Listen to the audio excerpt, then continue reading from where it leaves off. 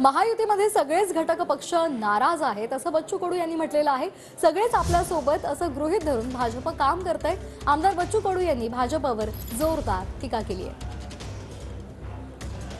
आमचे पक्ष जरी लहान असलं तरी आमचं अस्तित्व आहे ना, आणि त्या अस्तित्वानुसार जागा वाटप बाबत असेल किंवा इतरही काही गोष्टी, आता संजय गांधी निराधार समिती असेल, जिल्हा नियोजन समिती असेल, पूर्ण महाराष्ट्रात आमचे पक्ष असल्यावरही त्या बाबतीत कुठली विचारणा होत नाही आणि याबाबत सगळेच जण नाराज आहे। आणि त्यांनी ते स्पष्ट केलं पाहिजे भाजपाने का आपण येत्या निवडणुकीमध्ये नेमकं कोणत्या पक्षाला कशा जागा वाटप होणार आहे, कुठलं स्थान देणार आहे।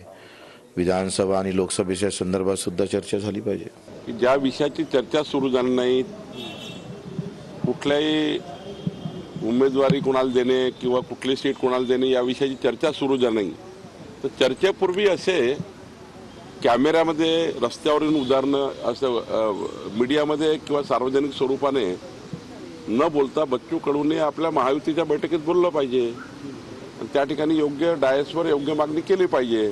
तर त्यांनी माननीय एकनाथजी देवेंद्रजीकडे दिली असेल तर मला माहिती नाही।